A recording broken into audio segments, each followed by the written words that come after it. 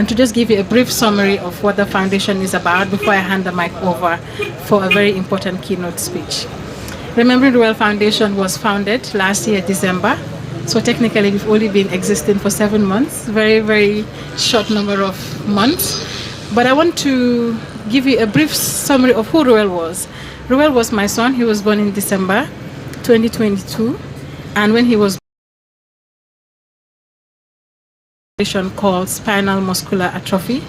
It is very rare in the Gambia and other countries. For example, in the US, only 1 in 11,000 births can result to something called SMA. When you have SMA, your main struggles would be breathing, swallowing your food, and having neck control. So when you see babies that you carry and their head is lagging at the back, sometimes they have a condition called hypotonia, and one of the genetic conditions that lead to that is SMA. We are trying to raise awareness of this condition in the Gambia because it is extremely rare, and most kids who have SMA type 1 end up losing their life in the first 2 years of existing. And because of that, many a times they go undiagnosed, they go untreated. And we want to change that narrative. I, as a parent, I want to be in a Gambia where if my child has a situation and I go to the healthcare centers, they're able to tell me what is wrong with my child. And I'm sure as parents standing here, that is your desire as well. You all want to be in a place where, regardless of what happens, whether they can help you or not, you know this is what is wrong. For me, that was something that I did not have. And I will keep advocating for parents to have that access and have that right. Today, when we are working for one thing. We are working to debunk all the myths surrounding these children. People told me when my son passed, thank God he has passed away. You would have suffered. And for me, that made the grieving process even worse. Because I was like, even if my child, I had to go down and up with him, I would have still preferred him alive than dead. And many parents here prefer the same for their children. A living child, regardless of a disability, is still a child and should be loved like every or in career development. And these 3 goals are the goals for Remembering Reuel Foundation, which is why the kids that we have here, we have children from Govi, some of them are visually impaired. We have kids from St. John's, some of them are hard of hearing and other hearing challenges. And then we have people right now from the Molo Association who are here to also show their support and solidarity. As we walk along this Keraba Avenue, you will see students from Latrikunda Upper Basic School, and you also see students from St. Teresa's who will be standing at their entrance to join us in support because they cannot come all the way. So right now, without wasting too much time, thank you for coming. And I would like to give the floor to Madam Anna to come and give us a quick keynote speech on why we are here as well. Thank you.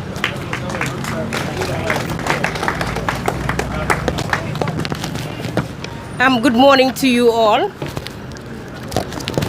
My name is Anna Nancy Mendy. I am the Director in charge of Early Childhood and Inclusive Education from the Ministry of Basic and Secondary Education. It's really an honor to be here, to be part of this march. The Ministry of Basic and Secondary Education really recognizes the fact that children with special needs, no matter what type of special needs they have, they should be involved in school. They should benefit from the curriculum. They should excel like any other child. They have a right to be in school, and apart from that, not just to be in school, but they have a right to perform and a right to participate just like any other child. So this morning, I just have to talk about debunking the myths surrounding children with disabilities. It is really an honor to be here to make a statement on this significant occasions. To address a topic that remains shrouded in misconceptions and misunderstanding, that is children with disabilities. In our society, numerous myths and stereotypes unfortunately shape how we perceive and interact with these incredible individuals. These myths and misconceptions are common and often triggered by a lack of knowledge or understanding, prejudice, and ignorance. It is time to debunk these myths and embrace a more inclusive and accurate mindset. The rights of persons with disabilities, as enshrined in the 1997 Constitution of the Republic of the Gambia and further strengthened by the Disability Act 2021, strives to ensure that The rights of persons with disabilities are protected, thus promoting their inclusion in all spheres of national development. Cultural misconceptions regarding disability make it more difficult for individuals living with it to have equal access to education, health services, employment, participation, and even marriage.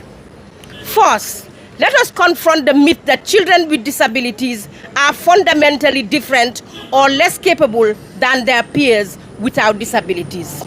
This could not be further from the truth. Disability does not diminish one's potential or reduce self-worth as a human being.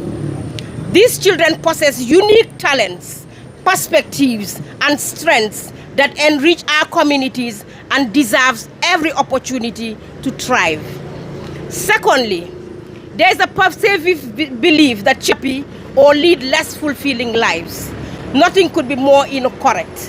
While they around them, their happiness and quality of life are not determined solely by their disabilities, but by the support and inclusion they receive from their families. Another damaging myth is that children with disabilities are a burden on society and are believed to be good at nothing except begging and receiving charity to survive. Hence, they are labeled as liabilities, as they will never be able to do anything for themselves and anyone. In reality, every child, regardless of their ability, has the potential to contribute meaningfully to our world. By providing appropriate resources, education, and accommodations, we empower these children to become active and valued members of society who can excel in various fields. Furthermore, there is a conception that children with disabilities cannot form meaningful relationships or participate fully in social activities. That could not be further from the truth as well. These children have the same fundamental need for social connections and friendship as any other child. With support and inclusive environments, they can build strong relationships, develop social skills, and enjoy fulfilling social lives. There is also a misconception that disabilities define these children entirely. It is crucial to recognize that disability is just one. Each child is unique, individual with dreams, aspirations, talents, and potentials beyond their disability. By focusing on their abilities rather than their limitations, we create a more inclusive society where every child can flourish. In conclusion, we must challenge all these myths and stereotypes. Every stakeholder has a role to play. These stereotypes surrounding children with disabilities, we must try to challenge them. We should foster a culture of understanding, empathy, and inclusivity, where every child, regardless of their ability, is valued, supported, and allowed to reach their full potential and play an important role in the socio-economic, cultural, and political development of our society. Together, we can build a society where diversity is celebrated and every child can shine brightly. Ladies and gentlemen, on this note, I want to thank you for your attention and hope that we will all work together, forge together to ensure that we have an inclusive environment where every child can thrive. Thank you.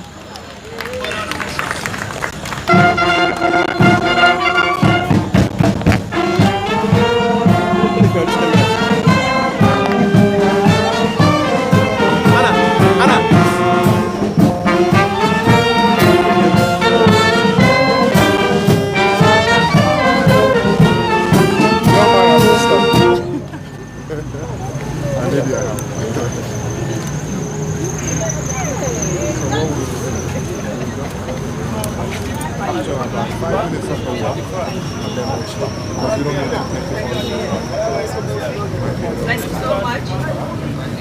I think it is an honor to be given to say some few words because I am not only a National Assembly member, I am also a mother of a sick child who is actually right now in hospital, but we thank God. I thank the organizers, and I want to bring to the attention of everybody that the adoption and the enforcement of the disability rights law in the Gambia is a result of a multi-stakeholder engagement for the government to domesticate the Convention on the Rights of Persons with Disabilities. This is a great move because it moves to improve the social inclusion and economic situation of the welfare of the persons with disability, especially for children.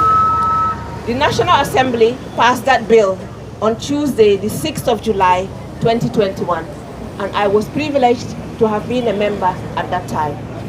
It will be unfair not to mention the nominated member, Yasin Seka, who fought with all her might to make sure that that bill became an act in this country. Since it was tabled in June 2020, she fought tirelessly until the passage of that bill on the 6th of July 2021. The bill has the intention to make provisions for the healthcare and social support, and I am glad that the person from the ministry have mentioned those things that the government are doing to ensure inclusivity for children with disability. Because as I always say, every able person has a disability. I had a disability coming today because I struggled to wake up in the morning. That is a disability, so we should encourage our children. And I would also like to mention that on the 24th of June this year, the Parliament also ratified the protocol to the African Charter on Human and People's Rights on the rights of persons with disability in Africa. But we shouldn't stop there. We should make sure that implementation, law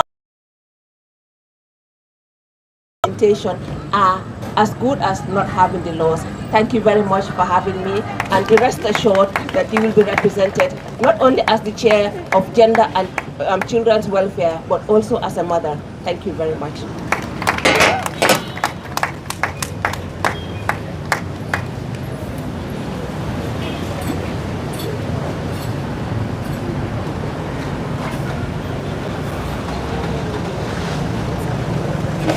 Thank you guys very much. I hope that all those words were encouraging. And now we are just going to wait one minute for Methodist Special School. We have been waiting for them for a while, but their driver was, was not there. If we wait in the next 2 minutes, we don't see them. Let's say sharp 11, please. That's 4 minutes time. Then we proceed with the police van and walk, because some students have also been waiting for us along the walk. Thank you so much, and we are very sorry for the inconvenience. So we can go to Monument now. Yes. And this next is where the camera guy. Where is that camera guy? They're on the way? Okay, is that their boss?